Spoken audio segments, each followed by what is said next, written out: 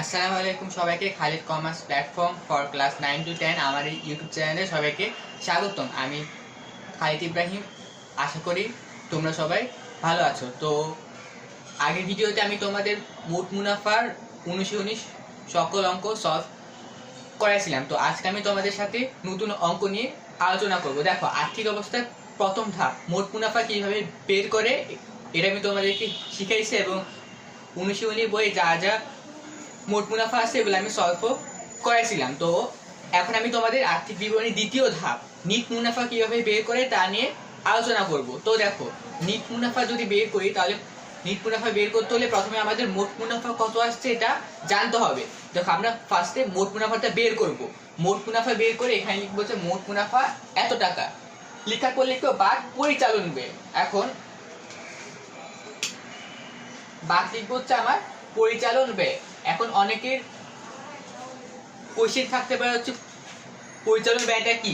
দেখো, একটা ব্যবসা প্রতিষ্ঠান বা আর্থিক প্রতিষ্ঠান চালাইতে দৈনন্দিন যে খরচ হয়, একটা ব্যবসা প্রতিষ্ঠান বা আর্থিক প্রতিষ্ঠান চালাইতে দৈনন্দিন যা খরচ হয় সেটাই হচ্ছে আমাদের পরিচালন ব্যয়। যেমন দেখো, আমি ধরো একটা অফিস খুললাম, তো আমাকে প্রথমে কর্মচারী রাখতে হবে। এখন যদি আমি কর্মচারী রাখি, আমাকে অবশ্যই বেতন দিতে হবে। এই বেতনটাই হচ্ছে আমাদের পরিচালন ব্যয়। দেখো, পরিচালন ব্যয়টা কি আমি আবারও বলতেছি, কোনো ব্যবসা প্রতিষ্ঠান বা আর্থিক প্রতিষ্ঠান চালাইতে দৈনন্দিন যে খরচটা হয় ওটাই হচ্ছে আমাদের পরিচালন ব্যয়।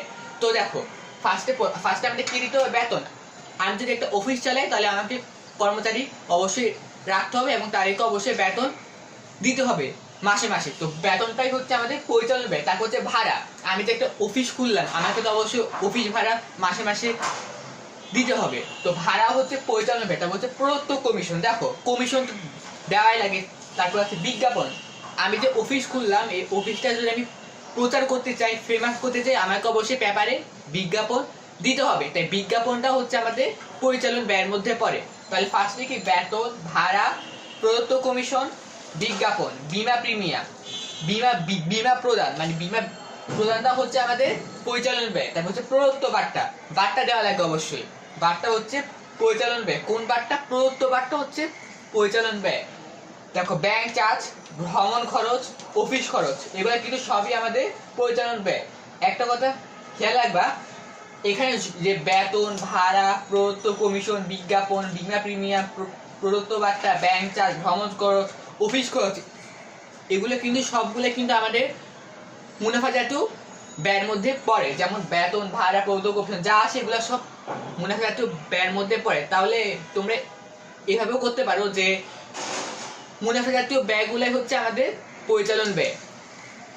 তারপর আসো অফিস খরচের পরে কি আছে? বহি পরিবহন। যে আমি তোমাদেরকে বললাম পরিবহন দুই ধরনের, একটা আন্তঃ পরিবহন, একটা বহি পরিবহন। আন্তঃ পরিবহনকে বলি ক্রয় পরিবহন, আর বিক্রয় পরিবহনকে বলি বহি পরিবহন। আন্তঃ পরিবহন বাসে আমাদের বিক্রিত পণ্যের ব্যয়তে, কিন্তু বহি পরিবহন কই বসে?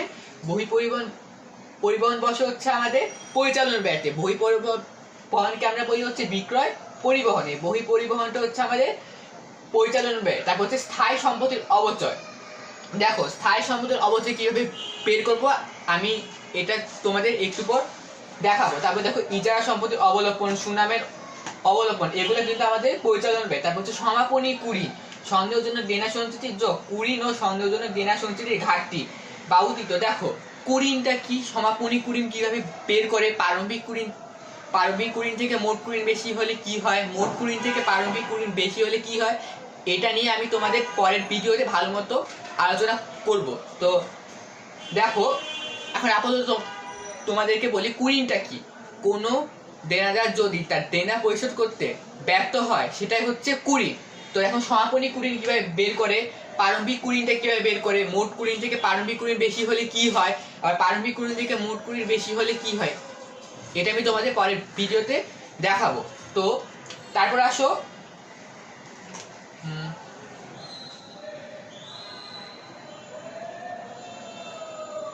তো দেখো আমি কিন্তু এই সাইডটা মুছতেছি আবার।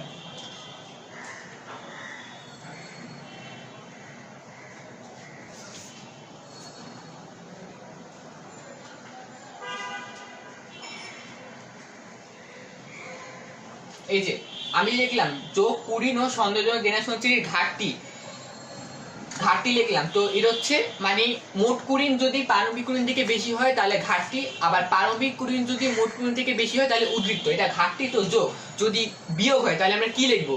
বিয়োগ হলে আমরা লিখবো যে বা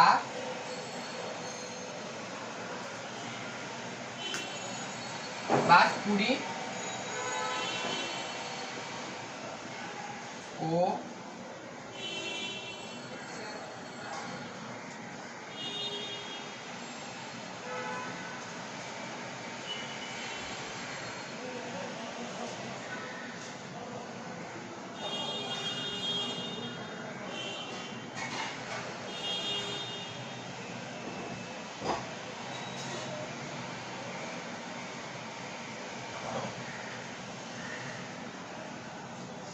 সন্দেহজনক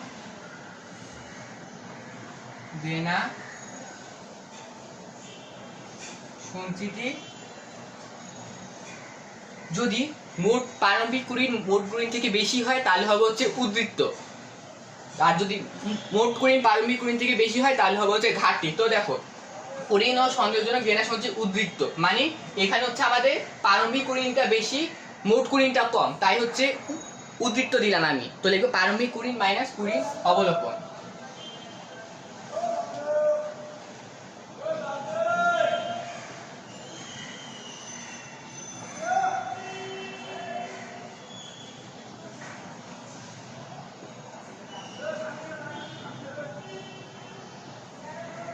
অবলোকন। তো দেখো এটাই হচ্ছে আমাদের, এভাবে আমরা পরিচালন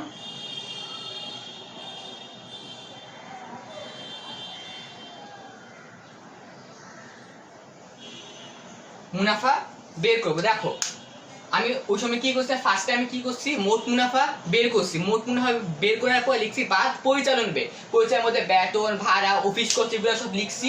লেখার পর বহি পরিবহন বসছে, মানে কি কি বসে পরিচালন ব্যয়তে এগুলো লিখছি। তারপর বহি পরিবহন, অবচয়, ইজারা সম্পত্তি অবলোকন, সুনামের অবলোকন, কুড়িন, মোট কুড়িন প্রারম্ভিক কুড়িন থেকে বেশি হলে কি হয়, আবার প্রারম্ভিক কুড়িন মোট কুড়িন থেকে বেশি হলে কি হয়, এগুলো লিখছি। এগুলো সব কিছু হচ্ছে আমাদের মানে আমি যে বা পরিচালন ব্যয়তে যে অ্যামাউন্টটা আসবে ওইটা থেকে আমি ওই মোট মুনাফা যে আমি বের করছি, এই পরিচালন ব্যয়তে যে অ্যামাউন্টটা আসবে ওইটা থেকে মোট মুনাফা যে আমি বের করছি এটা বাদ দিব। বাদ দিলে আমাদের কি বের হয়ে যাবে, পরিচালন মুনাফা বের হয়ে যাবে।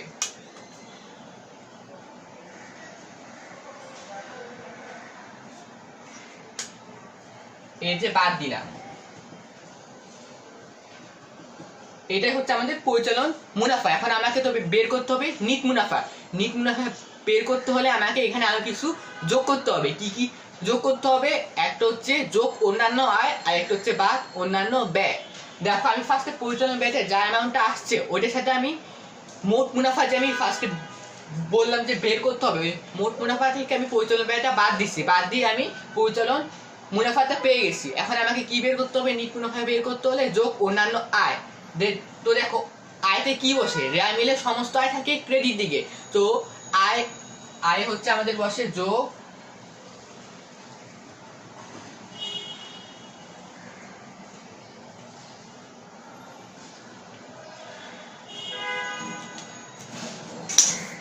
এই দেখো আয় ফার্স্টে আমরা হচ্ছে বিনিয়োগের সুদ। বিনিয়োগের সুদ কিন্তু আয়, সমস্ত প্রকার সুদ হচ্ছে আমার আয়। আর রেয়ার মিলে সব, যেহেতু কোশ্চিনে আমাদের রেয়ার মিল আকারে থাকবে, তাই তোমরা একটা খেয়াল করবা, রেয়ার মিলে সমস্ত আয় থাকে ক্রেডিট দিকে, তাই সমস্ত আয় হবে ক্রেডিট দিকে। আর সমস্ত সুদ, বিনিয়োগের সুদ, উত্তোলনের সুদ সব হচ্ছে আমাদের আয়।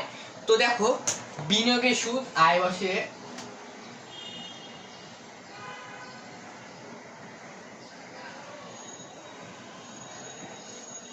বিনিয়োগের সুদ হচ্ছে আমাদের আয়, এটা অন্যান্য আয়তে বসে। তারপর কি বসে, উত্তোলনের সুদ।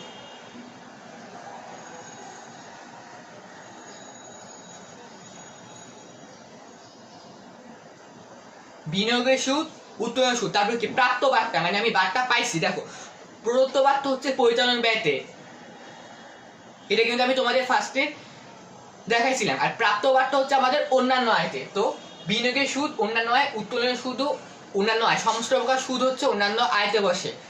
তারপর হচ্ছে বিনিয়োগের সুদ, উত্তোলনের সুদ, তারপর কি প্রাপ্ত বাট্টা।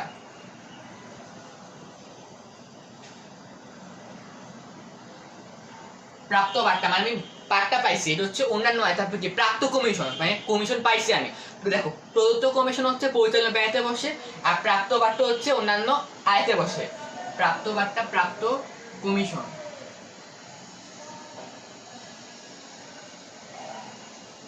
প্রাপ্ত বাট্টা, প্রাপ্ত কমিশন। তারপর হচ্ছে শিক্ষানবিশ স্যালামি। এখন শিক্ষানবিশ স্যালামিটা কি? দেখো, আমি একটা ছাত্রকে পড়াইলাম, এখন সে ছাত্র আমাকে তো নিশ্চয়ই মাসে মাসে বেতন দিবে। এই যে আমি যে বেতনটা পাইছি, এটা হচ্ছে শিক্ষানবিশ স্যালামি। আর যে ছাত্রটা যে আমাকে বেতন দিছে, ওইটা হচ্ছে শিক্ষানবিশ ভাতা।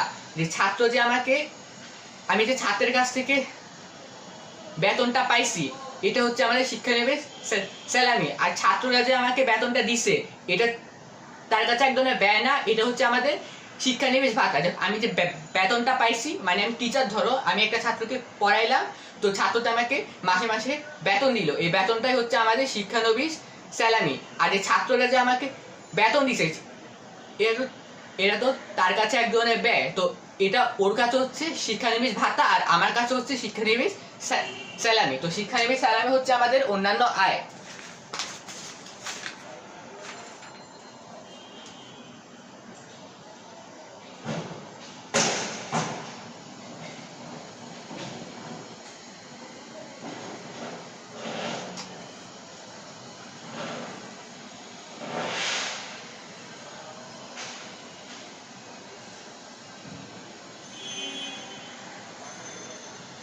শিক্ষানবিশ স্যালামি, এটা হচ্ছে অন্যান্য আয়। তারপর কি উপভাড়া। উপভাড়া হচ্ছে অন্যান্য আয়ের মধ্যে পড়ে। তো উপভাড়া,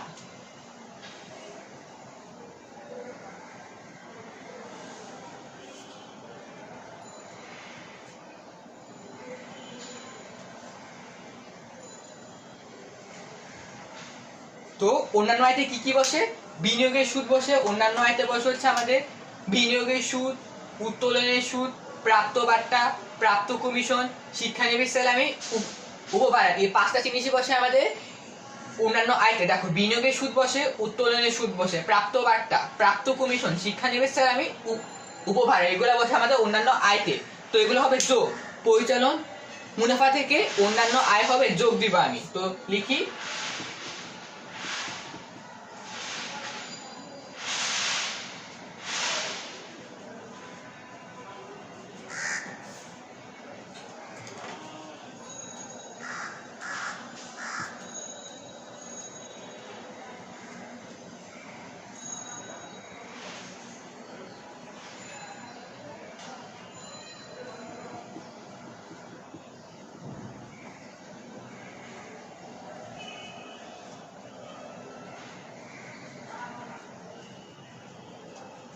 এই যে পরিচালন,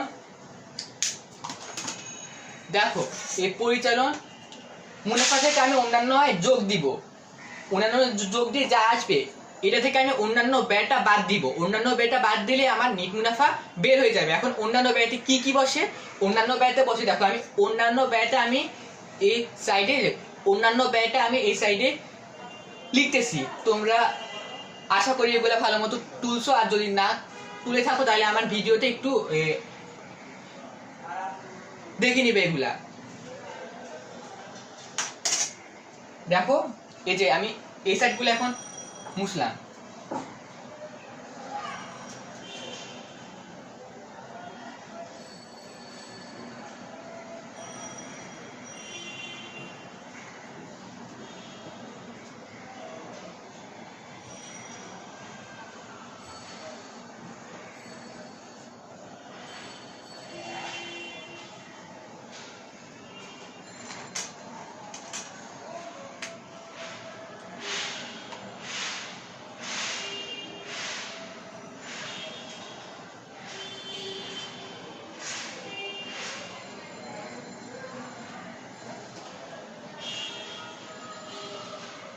এখন কি লিখবো? বা অন্যান্য ব্যয়। দেখো, অন্যান্য ব্যয় বা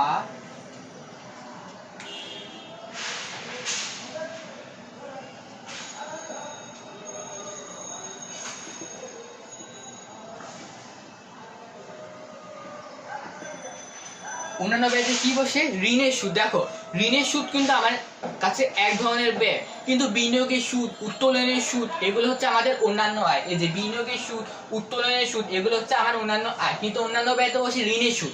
ঋণের সুদ কিন্তু আমাদের মুনাফা জাতীয় ব্যয়। এই অন্যান্য ব্যয়তে বসে বলছি ঋণের সুদ। ঋণের সুদ।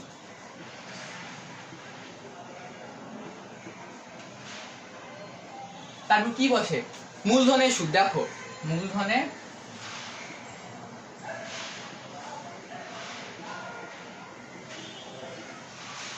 ঋণের সুদ, মূলধনের সুদ। তারপরে বসে শিক্ষানবিশ ভাতা।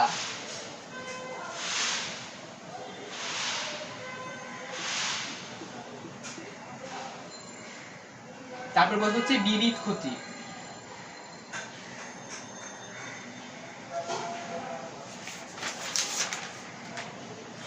এই দেখো অন্যান্য ব্যয়তে আমার চারটা জিনিস বসে। দেখো অন্যান্য ব্যয়তে আমার বসে ঋণের সুদ, মূলধনের সুদ, শিক্ষানবিশ ভাতা, বিবিধ ক্ষতি। এই চারটা জিনিস বসে হচ্ছে আমাদের অন্যান্য ব্যয়তে। দেখো ঋণের সুদ, মূলধনের সুদ, শিক্ষানবিশ ভাতা, বিবিধ ক্ষতি এই চারটা জিনিস বসে হচ্ছে আমার অন্যান্য ব্যয়তে। এই দেখো এখন অন্যান্য ব্যয়তে এগুলা লিখার পর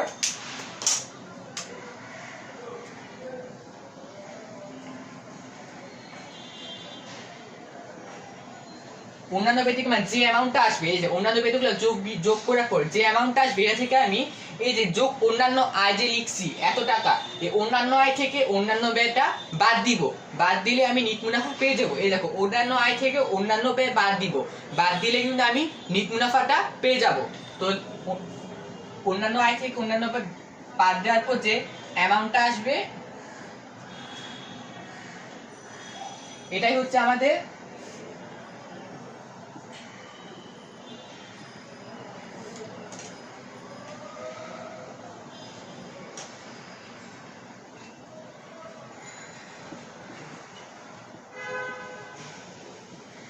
এই যে অন্যান্য আয় থেকে অন্যান্য বাদ দিলে যে অ্যামাউন্ট আসবে এটাই হচ্ছে আমাদের নিট মুনাফা। তো নিট মুনাফা বের করতে হলে ফার্স্টে আমরা মোট মুনাফা বের করব। মোট মুনাফা বের করে বাদ পরিচালন ব্যয় লিখবো। পরিচালন ব্যয়তে কি বসে মানে পরিচালন ব্যয়তে মানে একটা অফিস চালায় যে আমরা দৈনন্দিন যে খরচটা করে এটা হচ্ছে আমাদের পরিচালন ব্যয়। যেমন বেতন, অফিস ভাড়া, কমিশন, প্রদত্ত বার্তা, স্থায়ী সম্পত্তির অবচয়, বিজ্ঞাপন এগুলো হচ্ছে পরিচালন ব্যয়তে বসে। এগুলা লিখার পর এই যে পরিচালন ব্যয়তে যা আসছে এটা থেকে মোট মুনাফা বাদ দিব। বাদ দিলে আমি পরিচালন মুনাফা পাবো। তারপর কি যোগ অন্যান্য আয় লিখবো। আয় করবো, আয়টা হচ্ছে পরিচালন মুনাফার সাথে যোগ করব। যোগ করে বাদ অন্যান্য ব্যয়টা আমি অন্যান্য আয় থেকে বিয়োগ দিব। বিয়োগ দিলে আমি কিন্তু নিট মুনাফা পেয়ে যাব। তো এখন আমি তোমাদেরকে যে বললাম পরিচালন ব্যয়তে স্থায়ী সম্পত্তির অবচয়, সুনামের অবলোপন, ইজারা সম্পত্তির অবলোপন এগুলো কেমনে বের করে এটা আমি এখন তোমাদেরকে দেখাবো। তো দেখো আমি এখন এগুলো সব মুছে দিচ্ছি।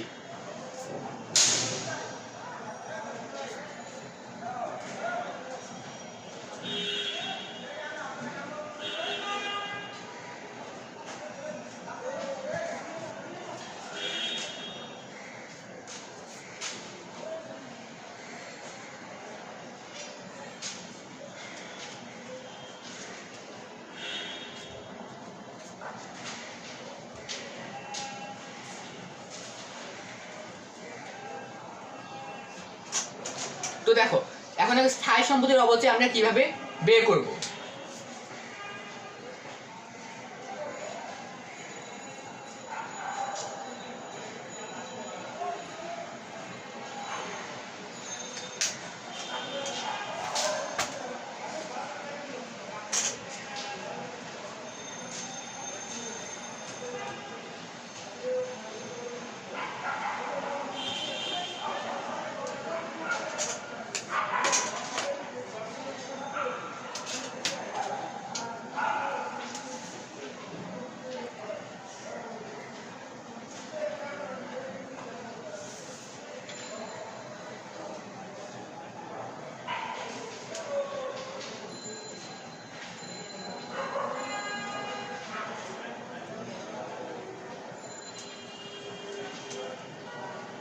দেখো আমাদের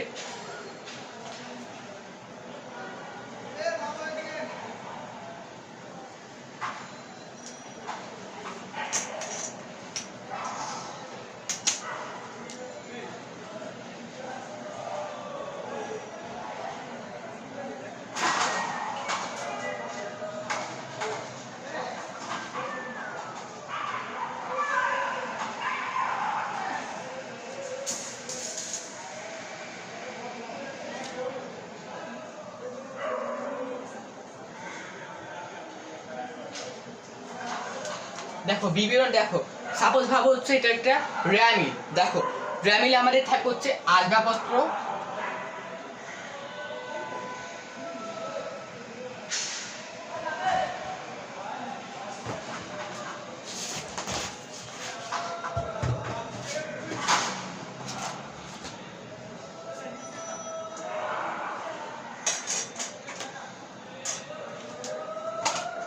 আচ্ছা দাঁড়াও আমি তোমাদের একটা র্যামিলের ছক এঁকে দেখাই, তাহলে তোমাদের বেশি সুবিধা হবে।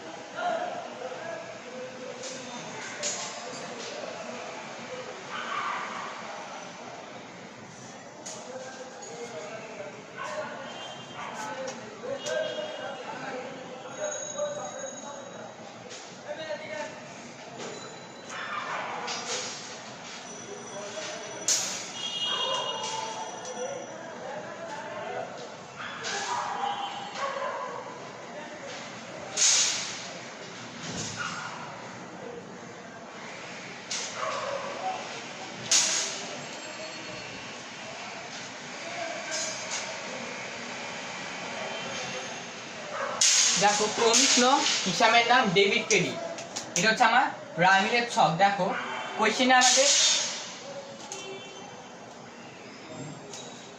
আমাদের র্যামিলে দেওয়া থাকবে ক্রমিক নং 1 2 3। দেখো আমি এখানে লিখলাম আসবাবপত্র, লিখলাম ইজারা সম্পত্তি, লিখলাম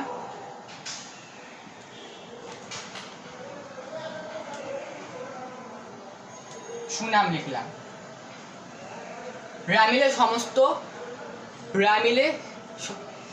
সম্পদ ব্যয় উত্তোলন বসে ডেবিট দিকে, আয়দায় মালিকানা সত্ত্ব বসে ক্রেডিট দিকে। দেখো আসবাবপত্র কিন্তু আমাদের স্থায়ী সম্পদ, ইজারা সম্পত্তিও কিন্তু আমাদের এক ধরনের সম্পদ, আর সুনামও কিন্তু আমাদের এক ধরনের অস্পর্শীয় সম্পদ। সুনাম হচ্ছে আমাদের, দেখো সুনাম ট্রেডমার্ক এগুলো হচ্ছে আমাদের অস্পর্শীয় সম্পদ। তো দেখো আসবাবপত্র আমি লিখলাম 1 লাখ টাকা, আসবাবপত্র বসে ডেবিট দিকে। ইজারা সম্পত্তি লিখলাম 50,000 টাকা, ব্রেকেটে লিখলাম হচ্ছে আমি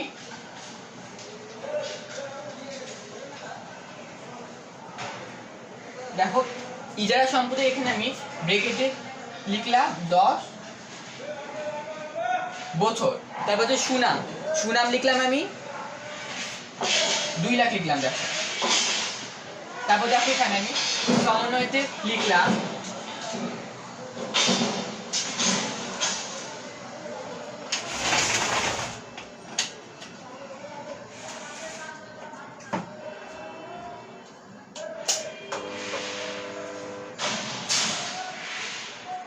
সমন্বয়তে আমি লিখলাম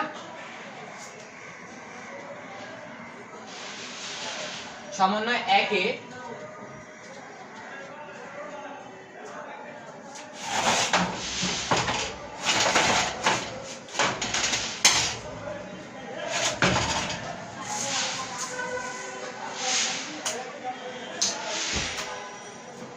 দেখো সমন্বয় 1 লিখলাম আসবাবপত্রের উপর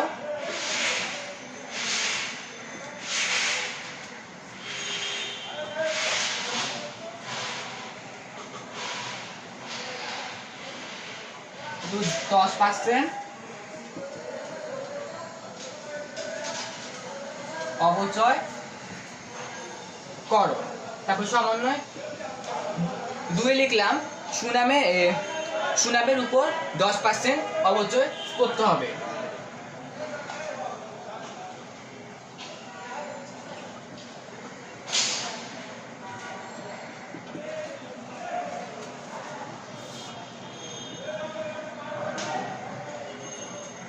সুনামের উপর 10% অবচয় করতে হবে। এখন দেখো আসবাবপত্রের অবচয়, ইজারা সম্পত্তির অবলোপন, সুনামের অবচয়, এগুলো তো আমাদের পরিচালনার ব্যয়তে বসে, কিন্তু অবচয়টা কিভাবে বের করব এটা আমি তোমাদের দেখাচ্ছি এখন। তো দেখো আমি এখন ফার্স্টে আমি স্থায়ী আসবাবপত্রের অবচয়টা বের করব। তো দেখো এখানে আমি একটা ছক আঁকলাম।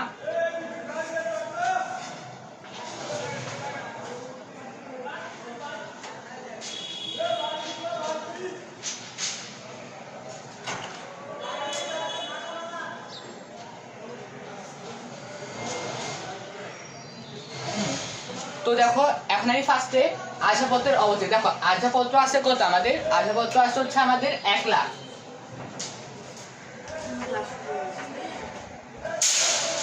আসবাবপত্র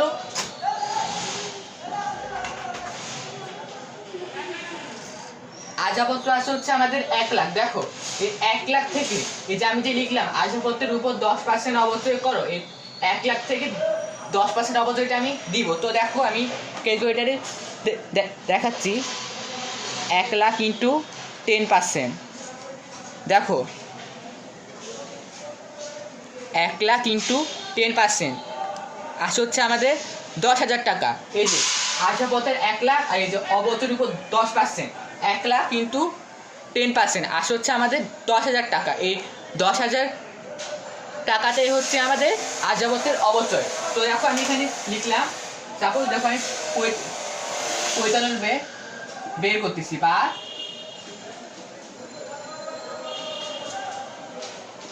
পরিচালন ব্যয়। তো লিখলাম আসবাবপত্রে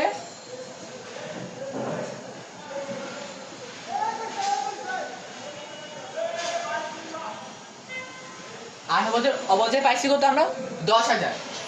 তো লিখলাম 10,000। তবে এখন ইজারা সম্পত্তি, দেখো ইজারা সম্পত্তি কিভাবে বের করে, বছর বললে সবসময় ভাগ।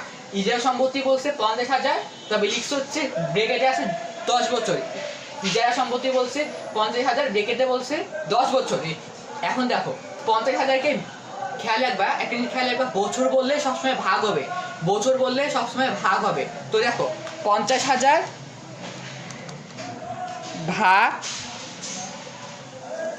10, 50,000 ভাগ 10 আর হচ্ছে আমাদের 5,000। দেখো 50,000 ভাগ 10 আসে হচ্ছে আমাদের 5,000। এই 5,000টাই হচ্ছে আমাদের ইজারা সম্পত্তির অবলম্বন। দেখো 50,000 তো মিলে বলেই দিছে, আর ব্রেকেট যে 10 বছর আছে, বছর বললে সবসময় কি হবে আমাদের ভাগ হবে, বছর বললে আমাদের ভাগ হবে। তো 50,000 ভাগ 10 আসে হচ্ছে 5,000। তাহলে লিখলাম ইজারা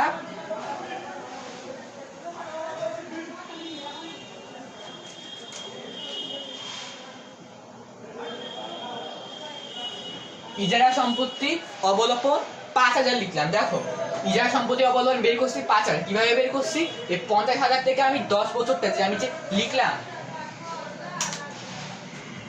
দেখো আমি যে লিখলাম 10 বছর, এটা আমি 50,000 থেকে আমি 10 বছর ভাগ দিছি।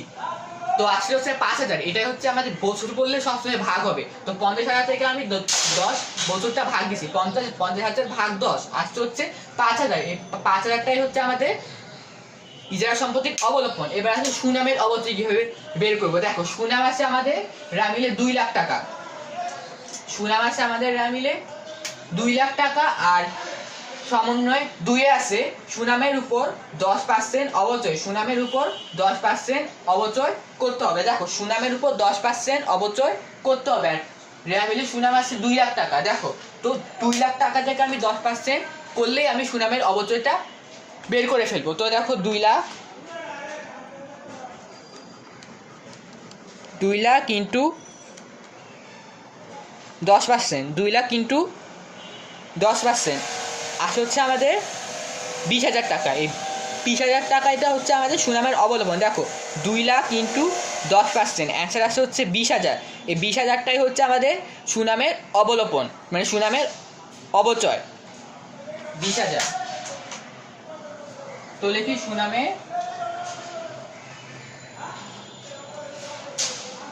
অবলম্বন অবচয় লিখলাম, আসছে হচ্ছে 20,000। তো এভাবে আমরা স্থায়ী সম্পত্তির অবচয় বের করবো। দেখো স্থায়ী সম্পত্তির অবচয় বের করে অনেক ইজি। রামিলে দেওয়া থাকবে যে আসবাবপত্র এত টাকা, ইজারা সম্পত্তি এত টাকা, সুনাম এত টাকা। তার আবার সময় দিয়ে থাকবে হচ্ছে আসবাবপত্রের উপর এত টাকা অবচয় ধার্য করো, সুনামের উপর এত পার্সেন্ট বা এত অংশ ধার্য করো। আর ইজারা সম্পত্তিটা তোমাকে এই যে 10 বছরটা ব্রেকেটে বলে দিবে। তো আমরা কি করব, আশাপত্রের সাথে আমি যে সমন্বয়তে বলছে এত পার্সেন্ট অবচয় করো, এটা এত টাকা 1 লাখ ইন্টু 10% দিব, মানে এভাবে বের করবো 1 লাখ ইন্টু পার্সেন্ট, 1 লাখ থেকে ওই পার্সেন্টে পূরণ করবো, পূরণ করলে 1 লাখ ইন্টু 10% আসছে 10,000। এই 10,000 টাকা হচ্ছে আমাদের আশাপত্রের অবচয় বের করে ফেলছে। তারপর হচ্ছে ইজারা সম্পত্তির অবলোপন। দেখো ইজারা সম্পত্তির অবলোপনে 50,000 আসছে, থেকে যাচ্ছে 10 বছর। এই 50,000 থেকে আমি 10 বছরটা ভাগ দিব, ভাগ দিলে পেয়ে যাবো ইজারা সম্পত্তির অবলোপন 5,000 টাকা। তারপর হচ্ছে সুনাম আছে 2 লাখ টাকা, এই সুনাম 2 লাখ টাকা। তবে পরীক্ষায় আমাদের সময়তে থাকবে হচ্ছে সুনাম যদি থাকে সময়তে থাকবে, যদি আমাদের স্থায়ী সম্পত্তির অবচয় বের করতে বলে তো আমাদের থাকবে যে সুনামের উপর 10% অবচয় করতে হবে। এই 2 লাখ থেকে আমি 10%টা অবচয় করব, 2 লাখ ইন্টু 10% আসলে হচ্ছে 20,000 টাকা। এটা হচ্ছে আমাদের স্থায়ী সম্পত্তি অবচয়, মানে আশাপত্রের অবচয় বের করছি, ইজারা সম্পত্তির অবলম্বন বের করছি, সুনামের অবচয় বের করছি। তো আমি এটা যোগ করি 35,000 টাকা। তো দেখো এখন তোমরা নিশ্চয়ই স্থায়ী সম্পত্তির অবচয় কিভাবে বের করে, ইজারা সম্পত্তির অবলম্বন কিভাবে বের করে এটা ভালো মতো বুঝতে পেরেছো। তো আজকে এতটুকুই থাক, আমি নেক্সট ভিডিওতে তোমাদের কুড়িনটা কি, প্রারম্ভিক কুড়িন কি, মোট কুড়িন থেকে প্রারম্ভিক কুড়িন বেশি হলে কি হয়, আবার প্রারম্ভিক কুড়িন থেকে মোট কুড়িন বেশি হলে কি হয়, এটা নিয়ে শুধু আমি কুড়িন নিয়ে তোমাদের জন্য আলাদা করে একটা ভিডিও বানাবো। তো আজকে থাক, এতটুকুই থাক আজকে। তো আশা করি তোমরা আমার ক্লাসটি ভালোভাবে বুঝতে পেরেছো। আর যদি তোমাদের কারো সমস্যা থাকে তাহলে অবশ্যই আমাকে কমেন্ট বক্সে জানাবা। আর আমরা ক্লাসটি যদি তোমাদের ভালো লেগে থাকে তাহলে তো তোমরা অবশ্যই আমার চ্যানেলটি সাবস্ক্রাইব করবা আর লাইক অবশ্যই দিবা। আল্লাহ হাফেজ।